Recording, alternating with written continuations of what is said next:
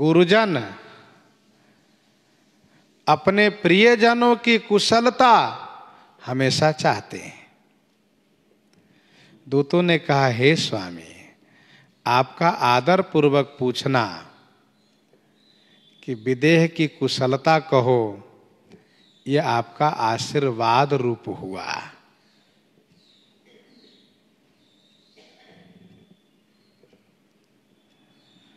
कुशल हेतु सो भयो गोसाई, यही कुशल का कारण बन गया।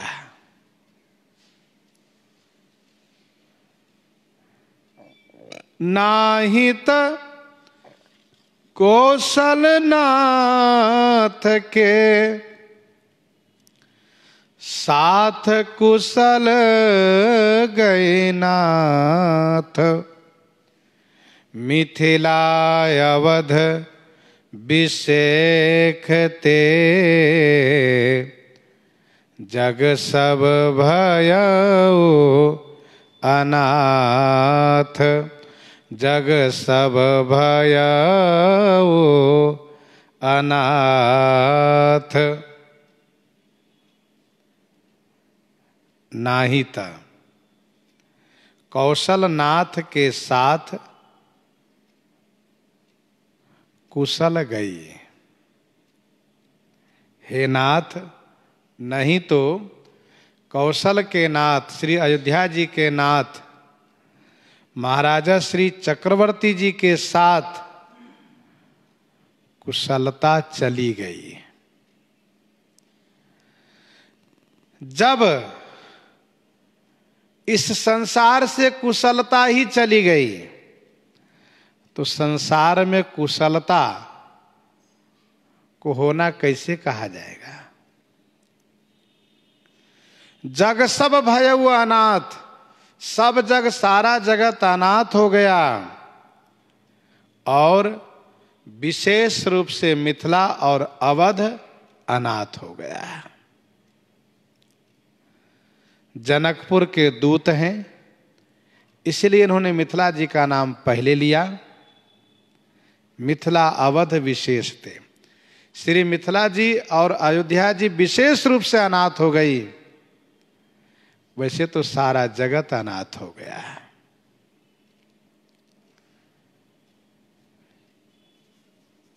कुशल कौशल नाथ के साथ में रही है।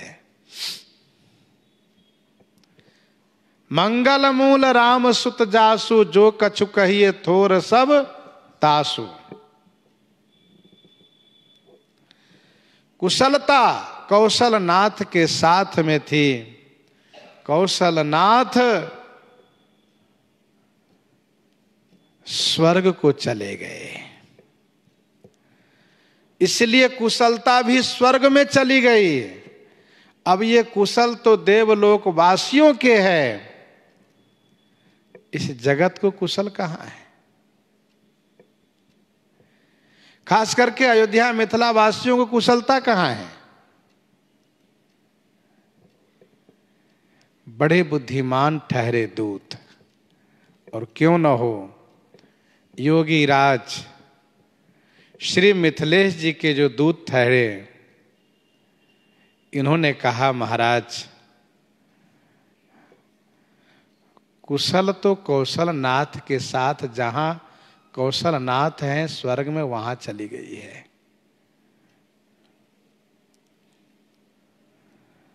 और सारा जगत अनाथ हो गया है। मिथिला और अवध तो विशेष रूप से अनाथ हो गई है।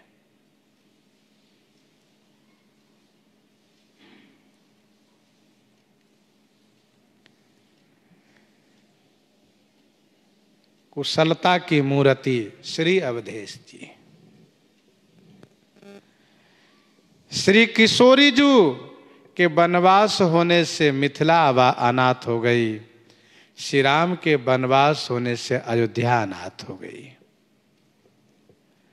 परिवार पुरजन मोहि राजहि, प्राण प्रिय सिय जानवी। परिवार पुरजन मोहि राजहि प्राण प्रिय सिय जानवी। और श्री राम जी कौशलपुरवासी नर नारी वृद्ध अरुबाल प्राण हुते प्रिय लागत सब कह राम कृपाल।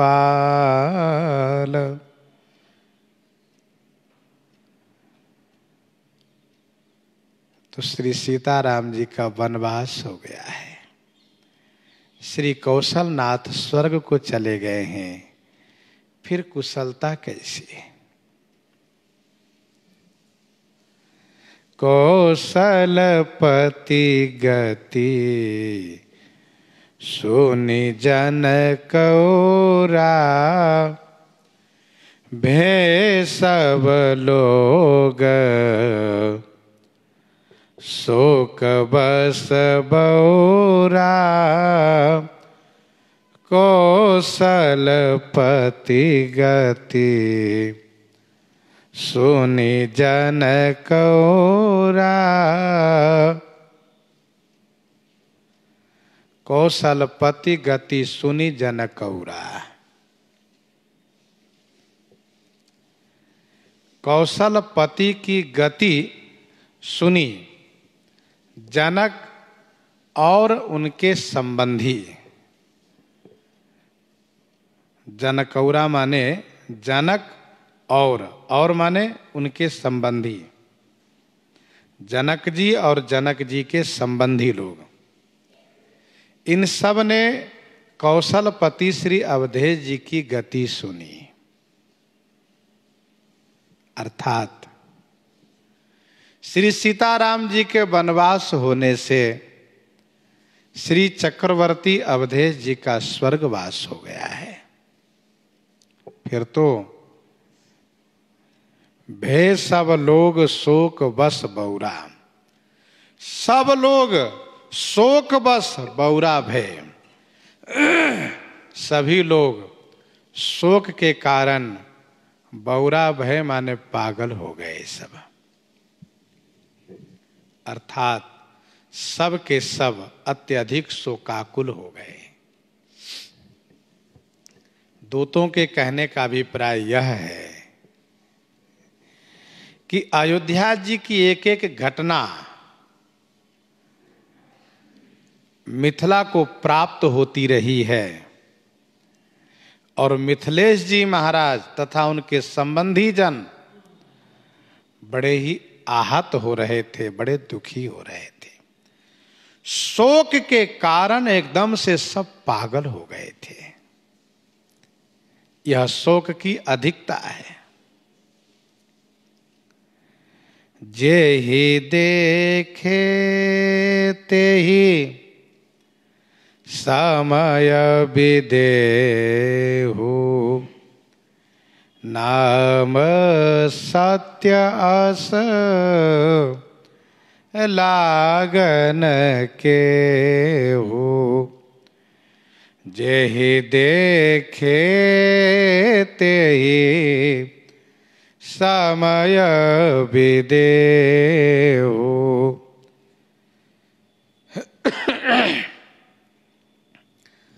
जेहि देखे तेहि समय विदेहु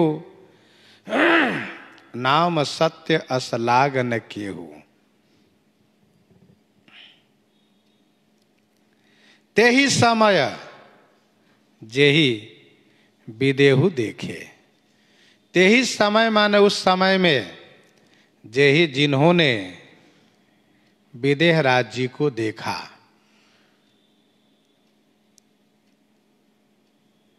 नाम सत्य अस लागन केहू। विदेह राज का नाम सत्य है। विदेह ऐसा किसी को नहीं लगा। नाम सत्य अस लागन केहू। नाम सत्य है ऐसा किसी को नहीं लगा कि इनका विदेह राज नाम सत्य है। जिन जिन ने उस समय में विदेह राज जी को देखा सबने यही कहा कि इनको विदेह नाम झूठे लोग रखे हैं।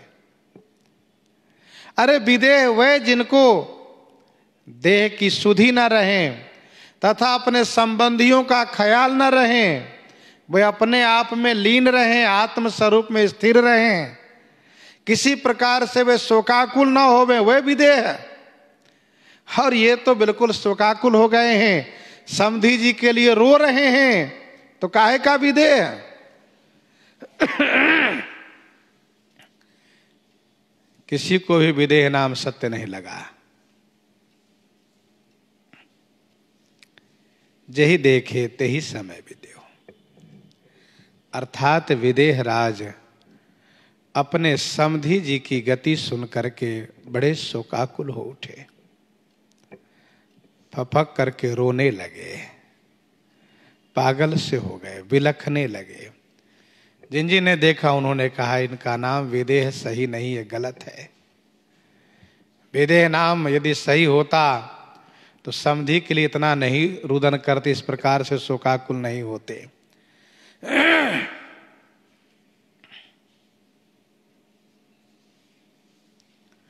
दूसरा इसका अर्थ यह है कि नाम सत्य, नाम सत्य असलागन के हो। जिन्होंने उस समय में श्री विदेह राज्य को रोते हुए बिलखते हुए देखा, उन सभी को विदेह राज नाम सत्य लगा। नाम सत्य अस लागन के हो, नाम सत्य है ऐसा किसको नहीं महसूस हुआ, अर्थात सभी को लगा कि भाई विदेह नाम ही सत्य है।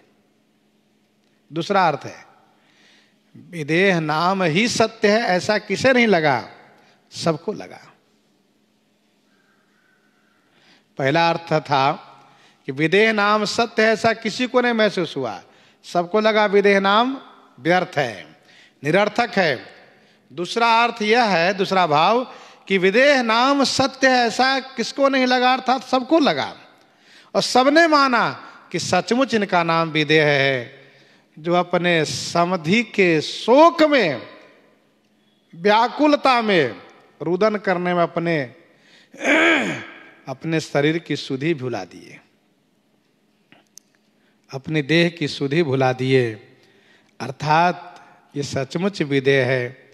ऐसे शोकाकुल हो गए हैं कि इन्हें अपनी देह की सुधि नहीं है।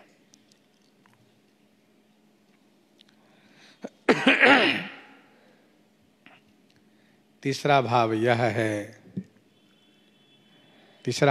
है कि जेहि देखे तेहि समय विदेहु, तेहि समय जेहि देखे तेहि विदेहु। उस समय में जिसको देखा जा रहा सब विदेह ही हो गए। तीसरा भाव है जेहि देखे तेहि समय विदेहु, उस समय में जिसको देखिए वो सब विदेह हो गए, सब शोकाकुल हो गए, सब विदेहता को प्राप्त कर गए। उनको अपना नाम सत्य नहीं लगा, नाम सत्य असलागन क्यों। जिनका जिनका अलग अलग जो अपना अपना नाम था, वीरबाहु है, सूरसेन है, ये आदि आदि जो भी नाम होते हैं, किसी को भी अपना नाम सत्य नहीं लगा, अर्थात सभी विदेह हो गए। ये तीसरे भाव में है। दूत कहते हैं अयोध्या की घटना से मिथिला जी में उस समय में जिसको देखिए सब विदेह हो गए, सब देहाध्यास से रहित हो गए, किसी को भी अपना नाम सत्य नहीं लगा, सबको विदेह नाम ही सत्य लगा। रानी कुचाली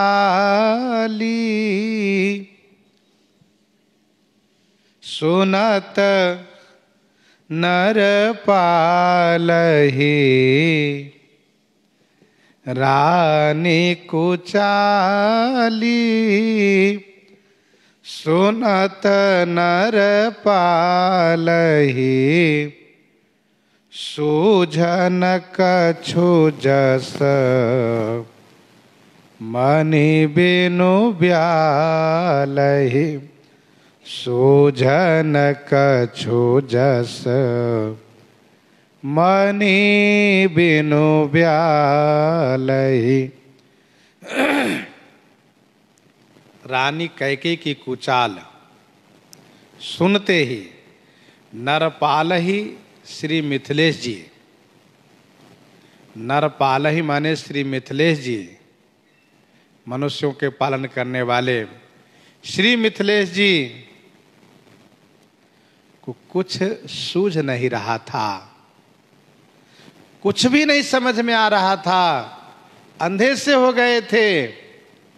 जस मणि बिनु ब्यालहि, जस माने जैसे, बिना मणि के ब्यालहि माने सर्प शोकाकुल हो जाता है। रानी कुचाली सुनत नर पालहि, सूझन कछु जस, मनि बिनु ब्यालहि।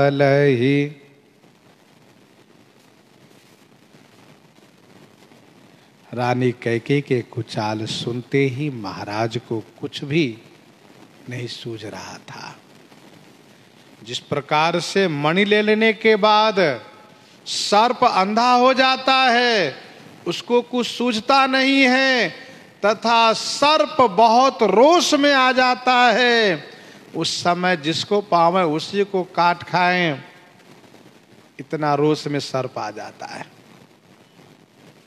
सर्प को कुछ भी समझ में नहीं आता, उस समय मणि के बिना भारी व्याकुलता होती है।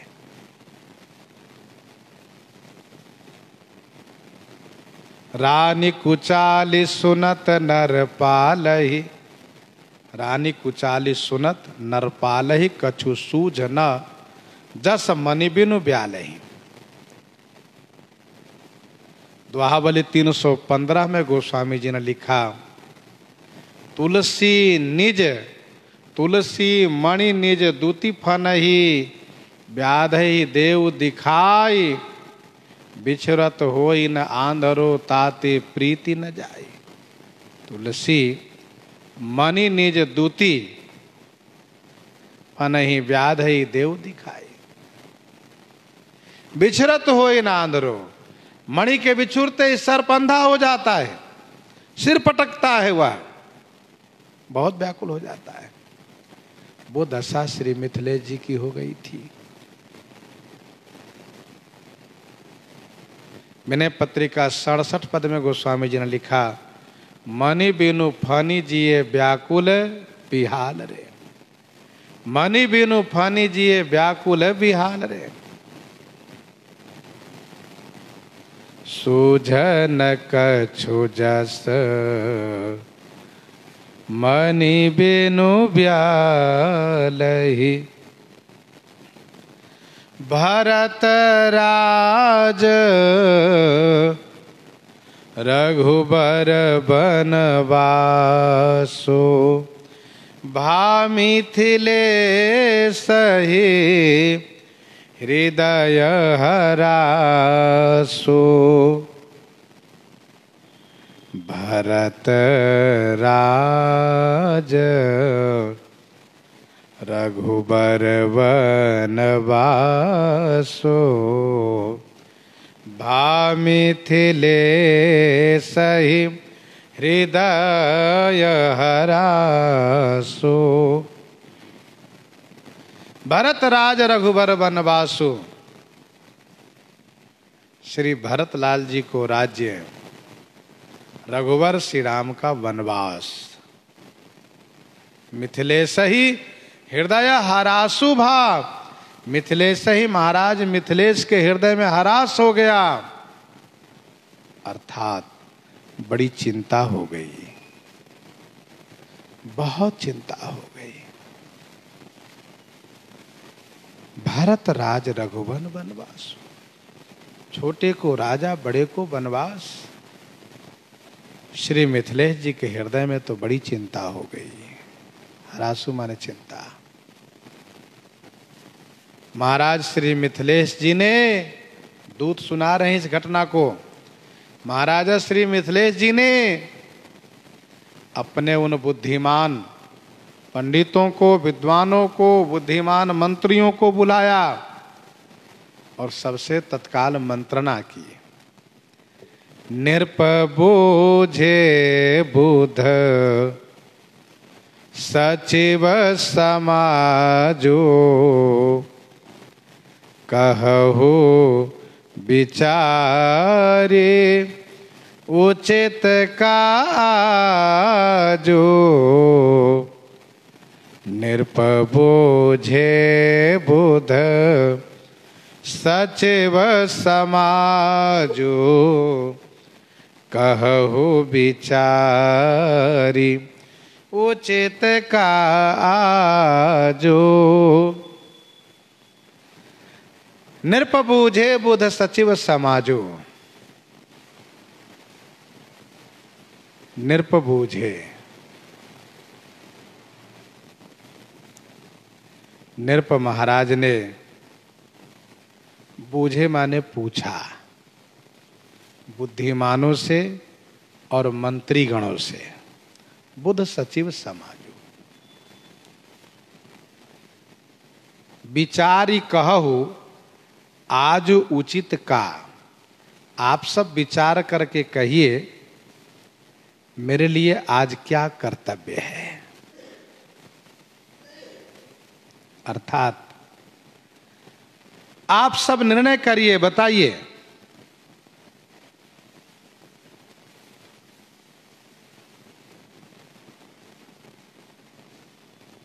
क्या करना चाहिए।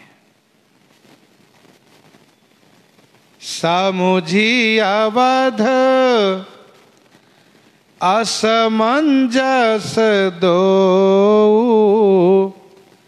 चलिए कि रहिए न कह कछु ओ। समुझी अवध असमंजस दो, चलिए कि रहिए न कह कछु ओ। समुझी अवध असमंजस दो।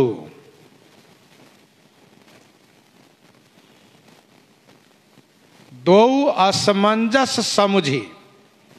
अवध माने अयोध्या जी में जाने के संदर्भ में दो माने दोनों तरफ से असमंजस समझ करके चलिए कि रहिए। चलिए कि रहिए माने नहीं जाइए, न कह कछु। कछु माने कुछ भी, को न कह, कोई नहीं कह रहे हैं। चलिए कि रहिए न कह कछु को, कोई भी नहीं कहते कि चलना चाहिए कि नहीं चलना चाहिए। समुझी अवध असमंजस दो। महाराजा श्री मिथिलेश जी ने बुद्धिमान और मंत्रियों से पूछा है। नीति कहती है राजा को अपने मंत्रियों से, बुद्धिमानों से सलाह लेकर ही कोई कार्य करना चाहिए।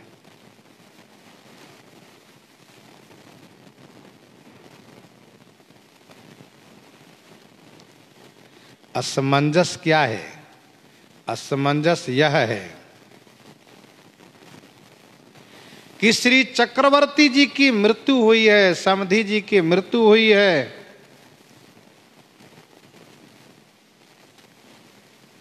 तो वहां जाना ही चाहिए। चक्रवर्ती जी की मृत्यु हुई है, समधी जी की मृत्यु हुई है, इसलिए रहने के लिए कोई नहीं कहते हैं कि आप मत जाइए, नहीं जाइए ऐसा कोई नहीं कहते, पर साथ साथ ये भी कोई नहीं कहते हैं कि जाइए।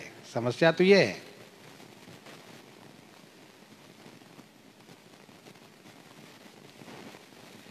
जाइए ऐसा क्यों नहीं कोई कहते?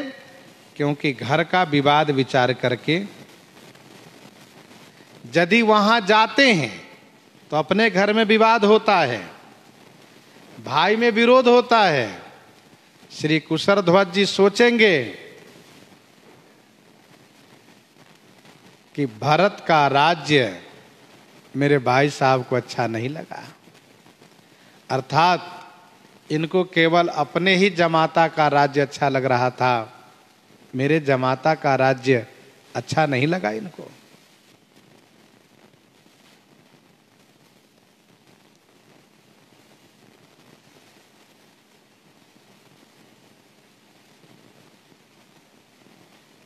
श्री मिथिलेश जी इस असमंजस में है, उनके बुद्धिमान मंत्रीगण पंडित लोग सभी असमंजस में है कि जैसे श्री राम लक्ष्मण वैसे भरत शत्रुघ्न है, जैसे श्री कौशल्या जी वैसे श्री कैकेयी हैं। श्री मिथिलेश जी अयोध्या जी में जाकर के श्री राम जी को लौटाने की बात करते हैं तो कैकेयी नाराज होती हैं, कैकेयी नाराज हो जाएंगे।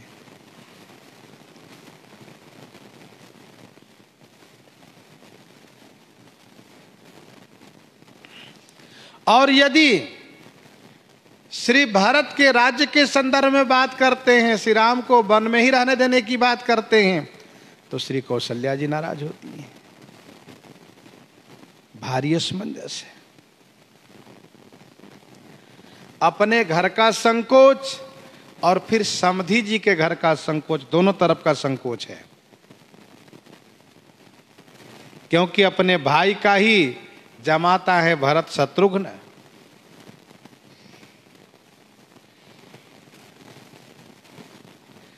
वहां जाकर के श्री राम के पक्ष की बात करें तो अपने भाई में विरोध होता है।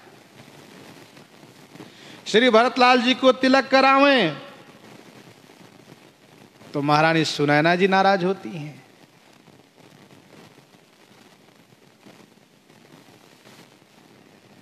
श्री मिथिलेश जी के लिए बहुत उलझन की बात सामने आ गई। ना तो किसी ने कहा जाइए और न किसी ने कहा कि नहीं जाइए। इस संदर्भ में कोई कुछ कह ही नहीं रहे।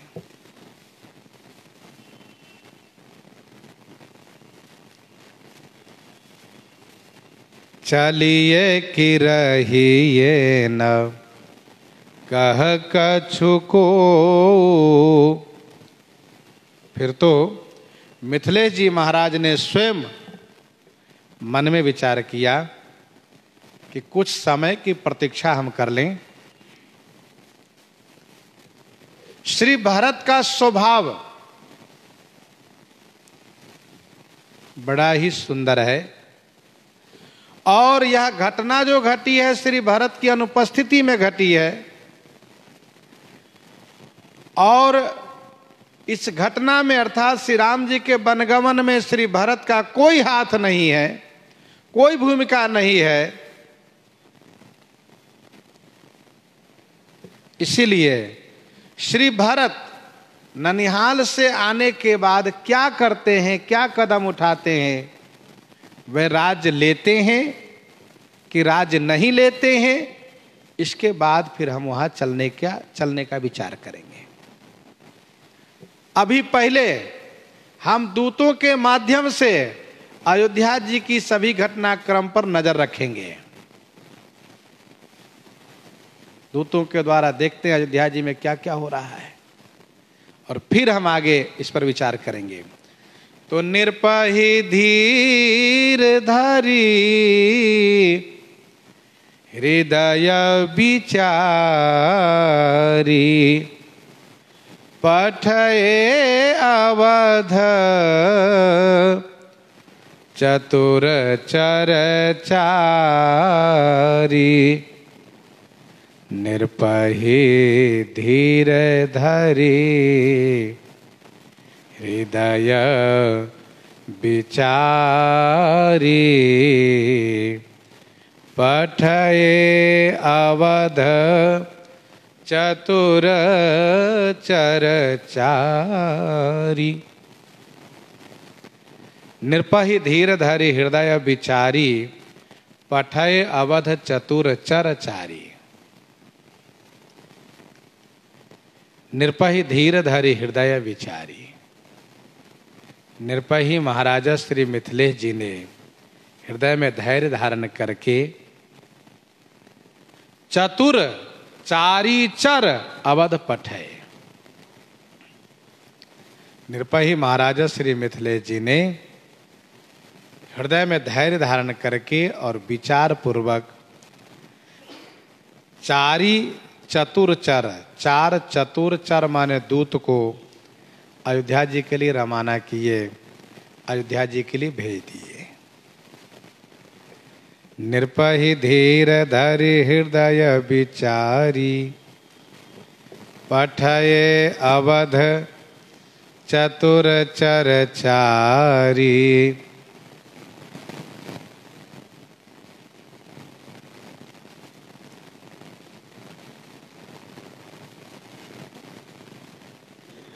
श्री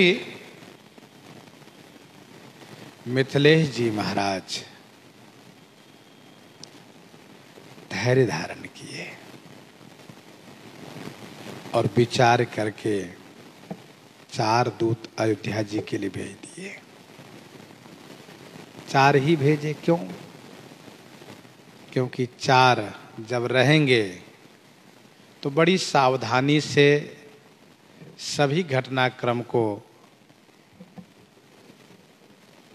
निरीक्षण करेंगे, देखेंगे और सभी बातों की जानकारी लेंगे तथा चारों तरफ से सभी बातें की जानकारी इनको मिलेगी। और वैसे भी चार दूत भेजने की परिपाटी रही है। चार भयो निषाद विषाद बस देखत सचिव तुरंग बोली सुसेवक चारी तब। चार भेजा निषाद राज ने, बोले सुसेवक चारी तब दिए सारथी संग। मुनि बटु चारी संग तब दिन है जन्म जिन बहु जन्म सुकृत सब कीन है। श्री जनक जी महाराज ने इन चारों से कहा, भैया बड़ी सावधानी से और बड़ी गंभीरता के साथ अयोध्या की सभी घटनाक्रम को समझ करके, जान करके, देख करके आप आइए। और एक बात और ध्यान में रखिएगा कि आप जनकपुर से आए हैं अयोध्या जी में, इस बात को किसी को भनक नहीं लगना चाहिए, यह किसी को पता नहीं लगना चाहिए।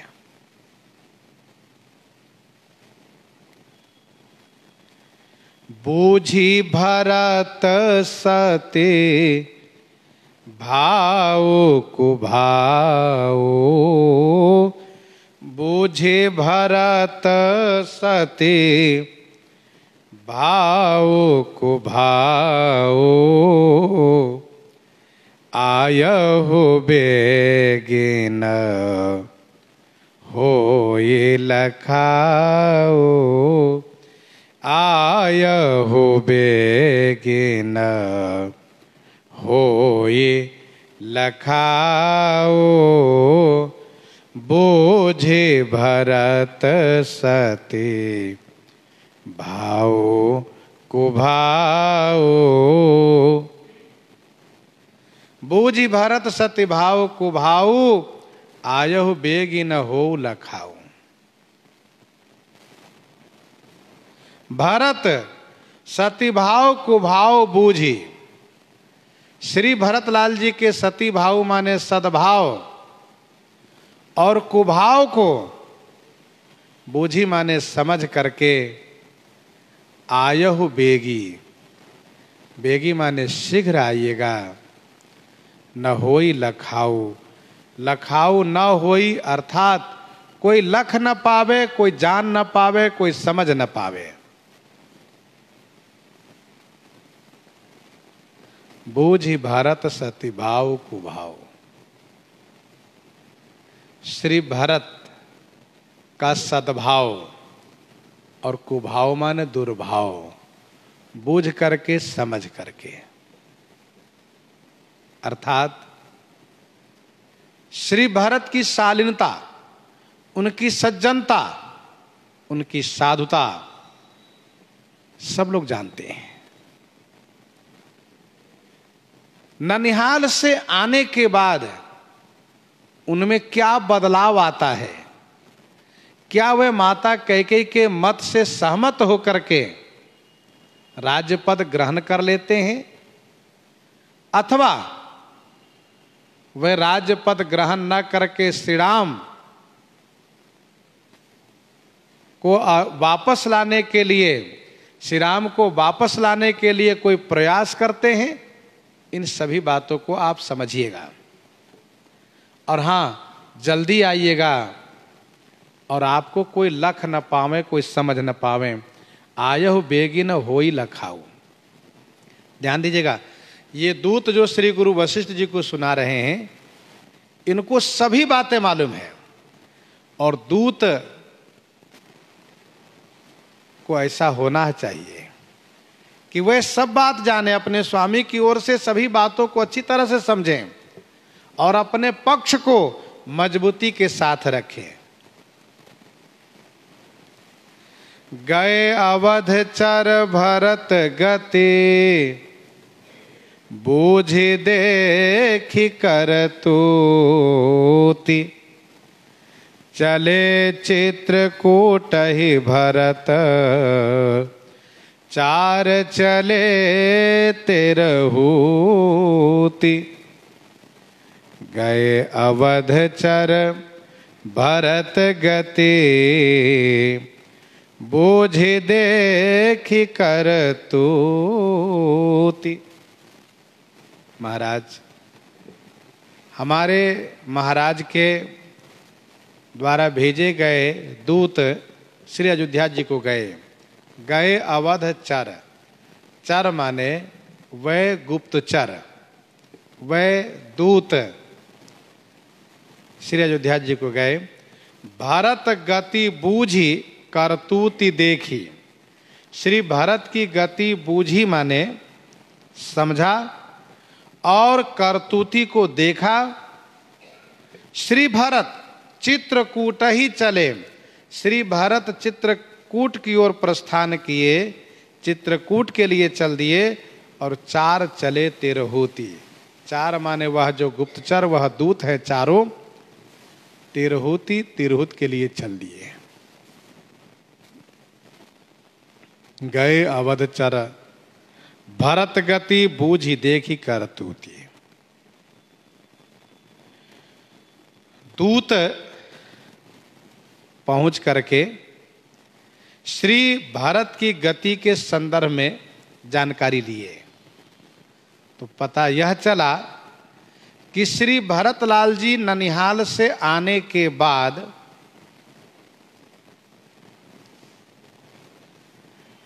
माता कैकेयी द्वारा श्री राम वनगमन की घटना सुन करके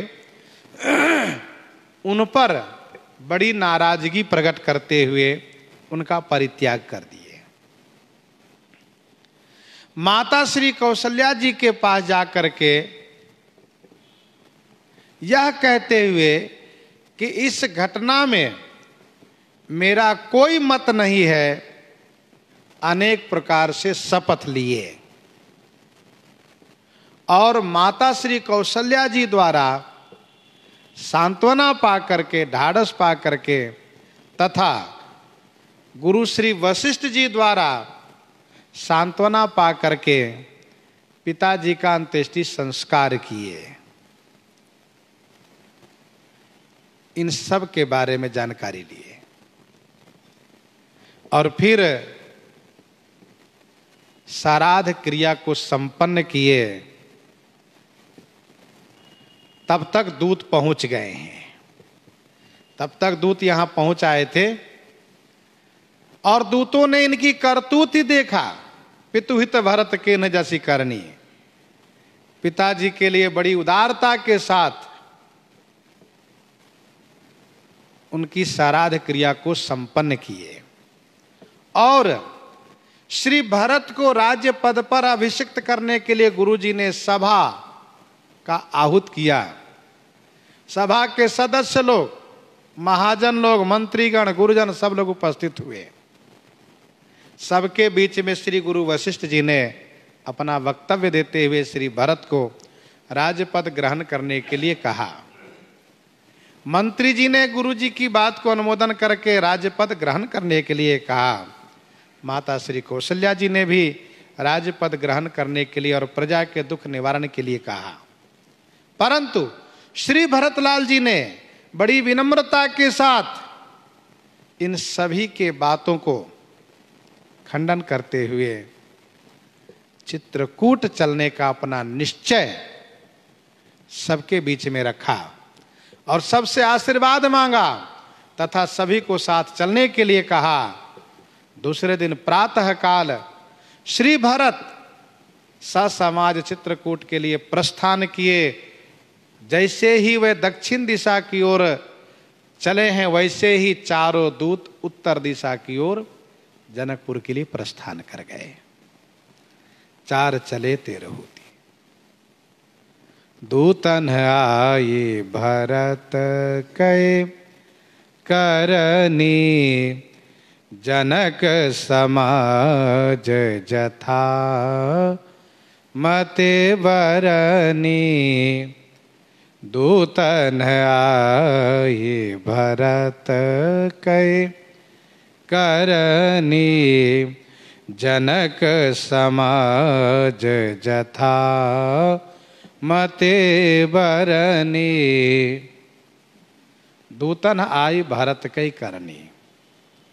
दूतों ने आकर के श्री भरतलाल जी की करनी को जनक समाज में जथामति वर्णी, जथामति जथा बुद्धि वर्णन किए। दूतन आई भरत कई करनी।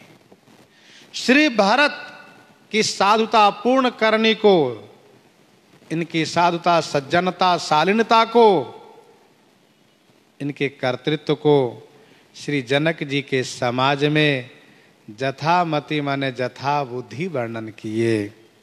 कहने का भाव यह है कि श्री भरत की गाथा कहना सबके बस की बात नहीं है। कभी कोल आगम भरत गुण गाथा, को जानई तुम बिनु रघुनाथा, को जानई तुम बिनु रघुनाथा। कवि कुल अगम भरत गुण गाथा, को जानई तुम बिनु रघुनाथा। इसीलिए दूतों ने जथामति कही। सुनि गुरु परिजन सचिव महीपति, भे सब सोच स्नेह विकल अति। दूत कह रहे हैं महाराज, गुरु श्री वशिष्ठ जी से कहते हैं महाराज, हे गुरुदेव, श्री भरतलाल जी की करनी सुन करके हमारे गुरु श्री शतानंद जी, परिजन निमिवंशी, सचिव मंत्रीगण, महीपति श्री मिथिलेश जी, सब के सब सोच स्नेह में अति विकल हो गए। भय सब सोच स्नेह विकलती। और फिर धैर्य धारण करके श्री भरत की बड़ाई करने लगे। और हमारे श्री मिथिलेश जी ने तब निश्चय किया कि अब हम सब चित्रकूट की ओर चलेंगे। और इसलिए हमारे महाराज चल करके यहाँ तक पहुँच रहे हैं। ऐसी सूचना दूत श्री गुरु वशिष्ठ जी को दे रहे हैं।